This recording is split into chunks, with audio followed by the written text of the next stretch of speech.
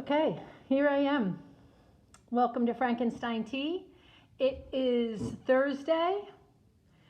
I don't know what it is. September 17th, maybe? I don't know. 17, 16, something like that. It is Thursday, that I know. And I am not I'm not live, although I am live. Here I am live, but I'm about a half an hour ahead of you. It's about 2:20 maybe 2:30. And we have a Zoom program going on in the library. We have a poetics, found poetics Zoom program happening. And so my computer is in use again. I tell you, we need more equipment around this place to run this hybrid library that we're running. So I am recording on a device that I hope I can upload, and I think that worked the other day. I checked on it. It seemed to have worked fine. So that's the method we're broadcasting Frankenstein Tea. That's how we're broadcasting Frankenstein Tea again today, through this quick recording, quick reading by me, and then we're going to see if we can get it uploaded in time for 3 o'clock. It's a little bit tight, even with our good internet. It's not, it gets a little bit tight to upload film onto YouTube, but we'll see. Let's give it a shot. So I won't say much more than that, other than welcome. Thanks for coming, and I hope you enjoyed this story. Today I'm reading from Children of the Night, the best short stories by Black writers, 1967 to the present, edited by Gloria Naylor. And it's not totally present. This book is a little old. Let's see. Published in 1995, copyright 1995, by Little Brown and Company. Still has valuable stories, though, in it, good stories to read. So I'm going to read to you today from this book. I'm reading a short story called Long Distances by Jewel Parker Rhodes. Frankenstein Tea, Thursday. Long Distances by Jewel Parker Rhodes. Nate couldn't remember the moment when it had happened, let alone why. Was it in the supermarket buying kidney beans, or touring through Allegheny Park with its man-made pond, when he knew, just from looking at her, he would have to go to California? Knew from fixed stares, drooping mouth, her restlessness. Knew he'd have to leave his humid and river-choked valley with its steel, mill-suited hills to drive across plains, Rockies, and desert until sand gave way to heaving ocean. And for what? Her dreaming? 3,000 miles. A man could get lost. Della showed him a postcard picture, a book of California, flat-topped roofs and pastel stucco, palm trees bent by breezes. He'd be trapped by distance, sunshine.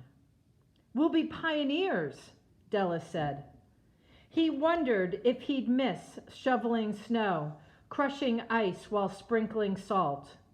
If he'd miss the ugliness of brick homes with rain slicking off slant roofs into mud-packed gutters. He'd never see the 3 rivers overflow. Would he miss driving over cobblestones, getting his wheel caught by streetcar tracks the city was too cheap to dig up?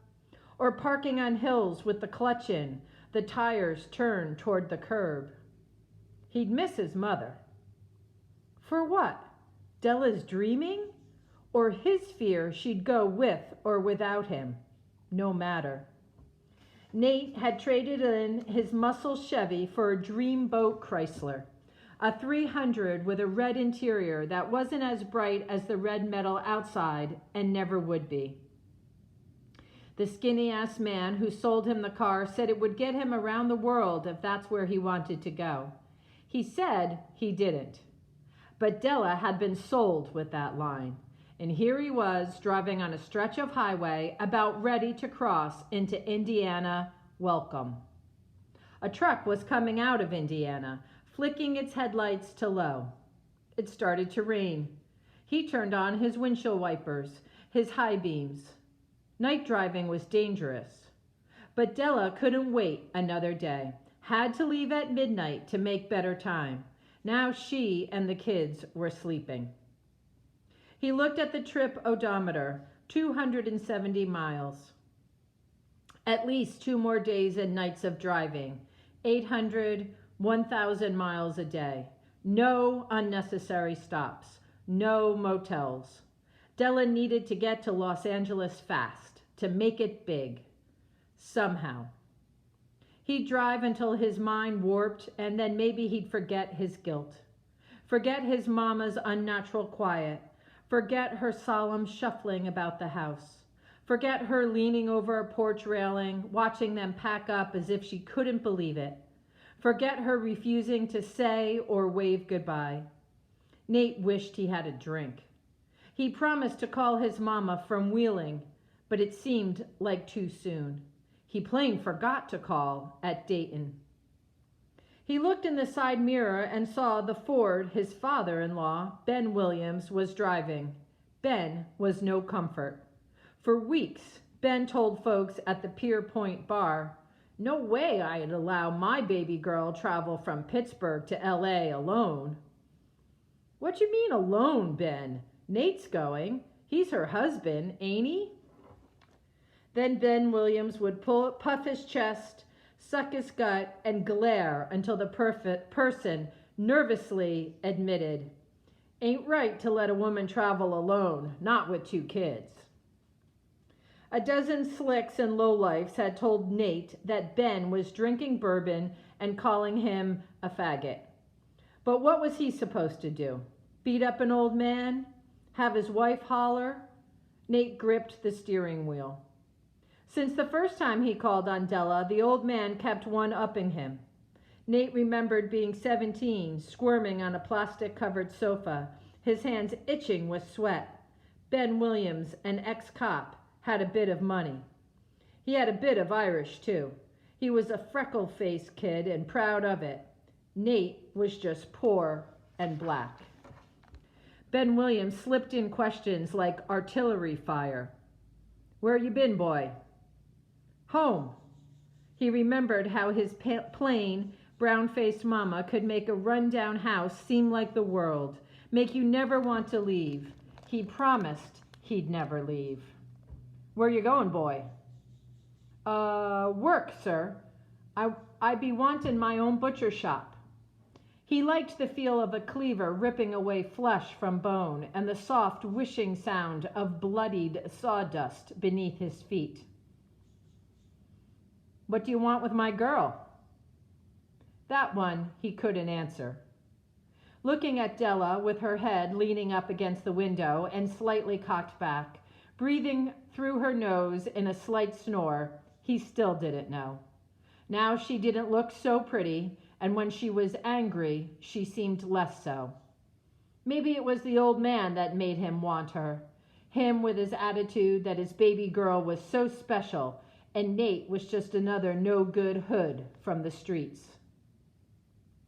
Nate sighed, pressing the aching small of his back into the vinyl seat.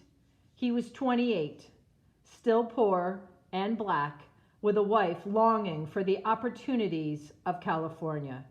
She used to long for him. At 15, Della was eager to do it anywhere. He remembered her hitching up her dress, begging him in the laundromat. Together they moaned. He had a kid. Responsibilities.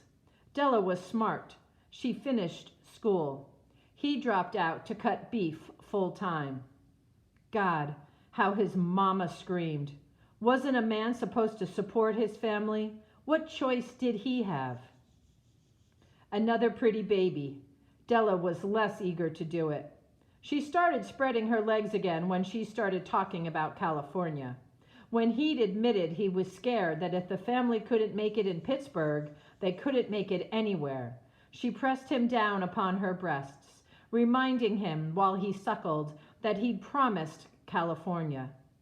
He rubbed himself between her thighs until the world and regrets faded. Mama never liked Della. She attracts men like bugs to flypaper. Her uppity dad is a yellow fool. Her mama is just as bad. Then she would grin, smack her lips before uttering her final condemnation. Spoiled. The smell and sound of stale heat passing through vents sickened Nate. He felt like rolling down the window, but the cool wind would cut right back to the children. His two daughters, Carrie and Jackie, almost smothered beneath blankets, were two squirrely balls in the back. He wondered when his mama would see her grandkids again. No more dressing them in white and carrying them to church to sing, shout, and praise the Lord. Who would she rock and sing lullabies to? It was his fault they were leaving. Damn it, why couldn't he say no to Della? He should have called his mama from Dayton. A yellow sign with a vertical ripple told him the road up ahead was curved. Nate took one hand away from the wheel. His right hand, adjusting the turn of the wheel, was all he really needed. He loved the feel of cars, even this one. And as the green fluorescent speedometer showed his increase in speed, the better he felt. 70, 75, 80. Without looking in the mirror, he knew the old man would be straining his car to keep up with him. He could just about hear Ben Williams cursing. Ben needed to be with his daughter more than he needed to breathe. What do I need? Nate thought. As the asphalt turnpike straightened itself out, Nate lowered the speed. He didn't understand his feelings, but it didn't matter. It didn't much matter. If he understood everything, he'd still hurt. Understanding didn't ease pain. He was 8 when his mama told him, matter-of-factly, his dad and Sandra were gone.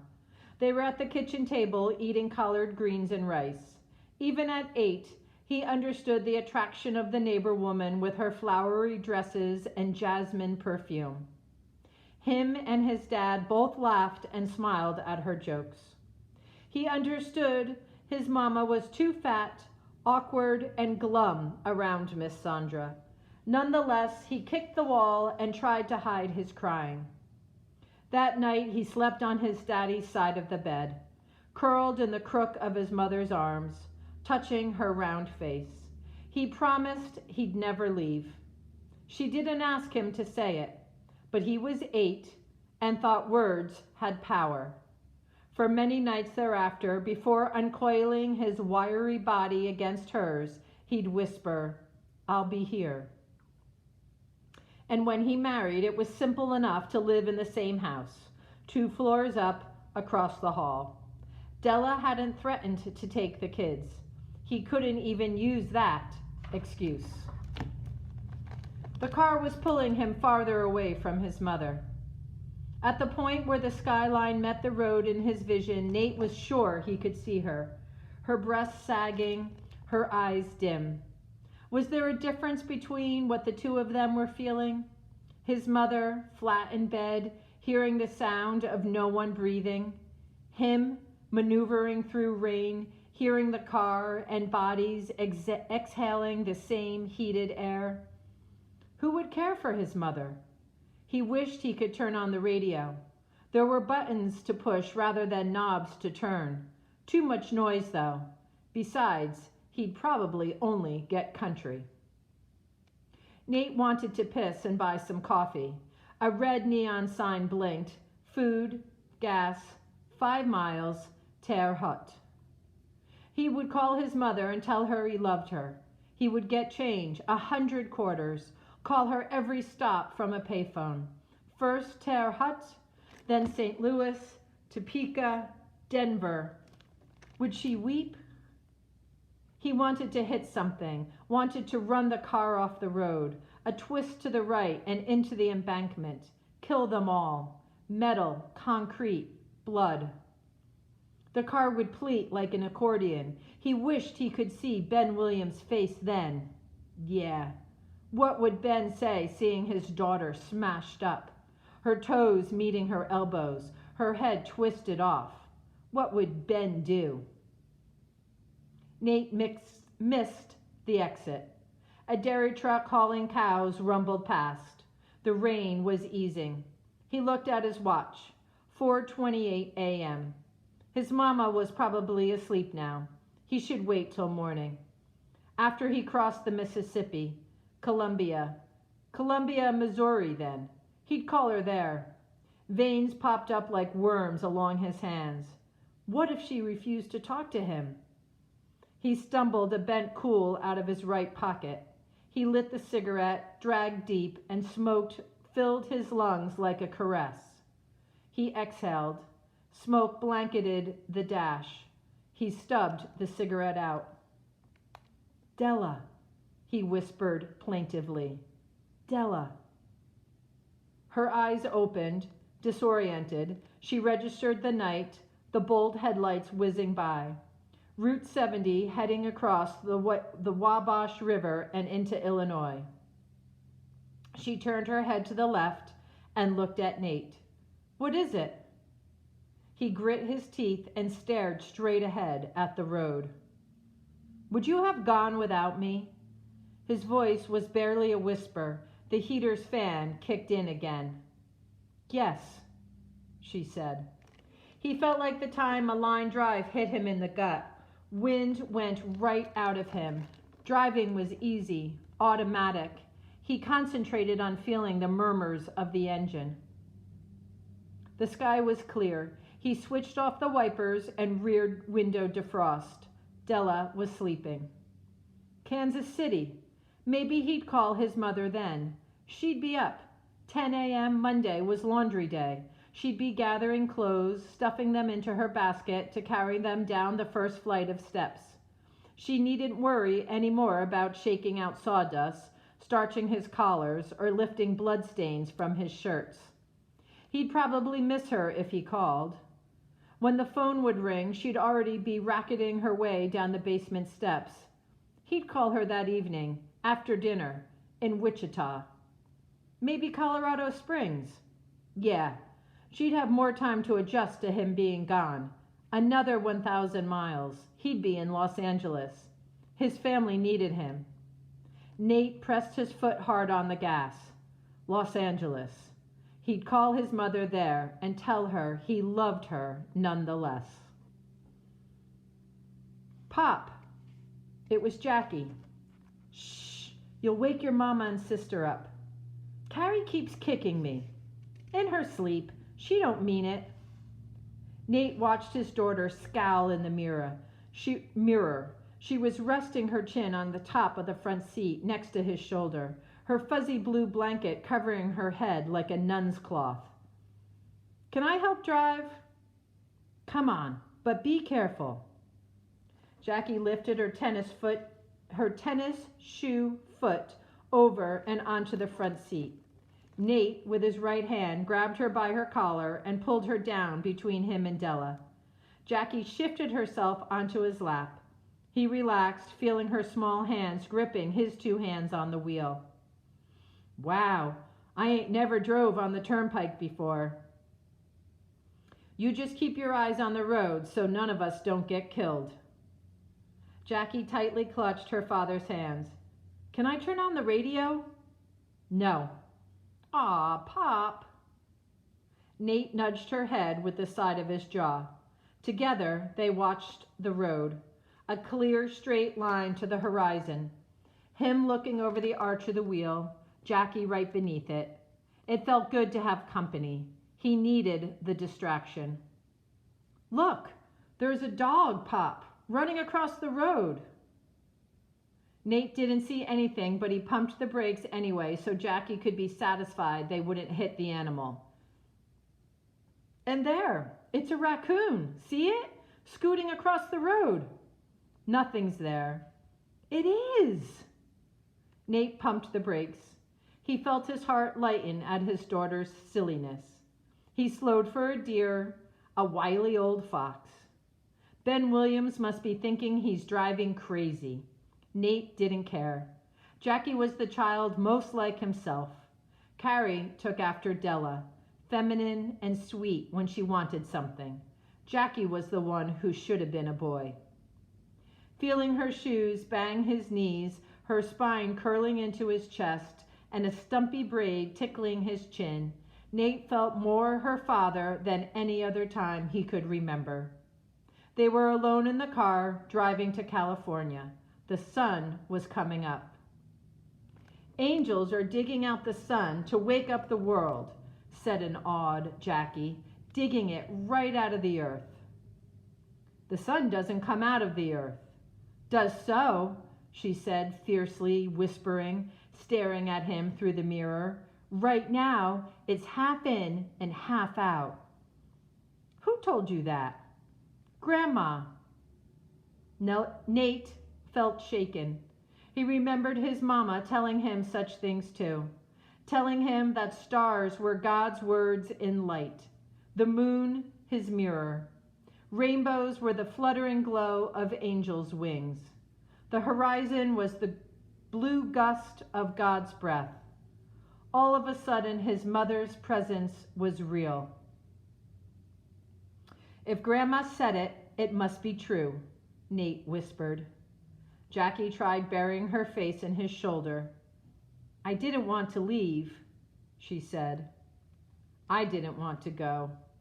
Nate hugged his daughter closer, and feeling her soft, shuddering sigh, he had a clear sense of what a damn fool he'd been.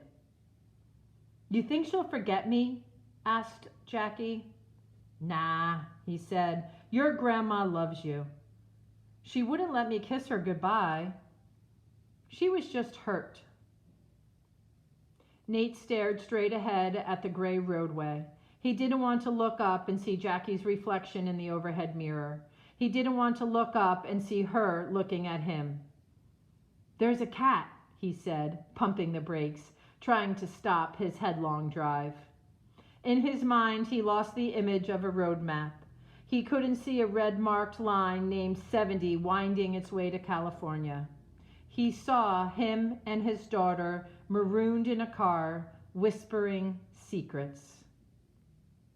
When the sun was halfway up in the sky, Jackie fell asleep.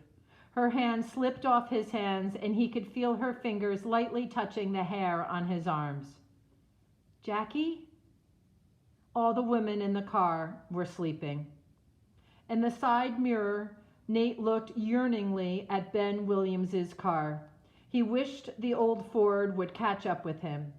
They could drive side by side past cornfields and wheat, at least until the Rockies. Sunlight was baking him. He couldn't slip off his jacket without disturbing Jackie. He cursed under his breath. In the grease-slicked patches on the road, he saw shreds of rainbows. The sun loomed. He knew angels were moving it. If Grandma said it, it must be true.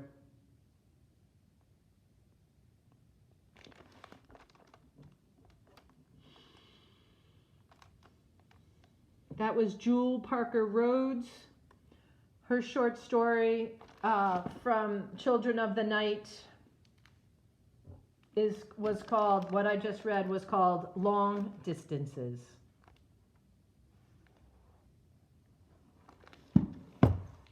All right, let's see if I can load this up so you can enjoy that. Thanks for coming, and I'll see you tomorrow. Let's see, Friday. I think Friday I'm going to be able to go live. Pretty sure that's what our schedule looks like. All right, everybody, see you soon. Be well. Take care of yourselves. Eat right, sleep right, mask up, wash your hands, social distance. Dad, I hope you're feeling better. Hope your cold is on the mend. And everybody in your house, everybody in your household is also feeling okay. Talk to you all soon. All right.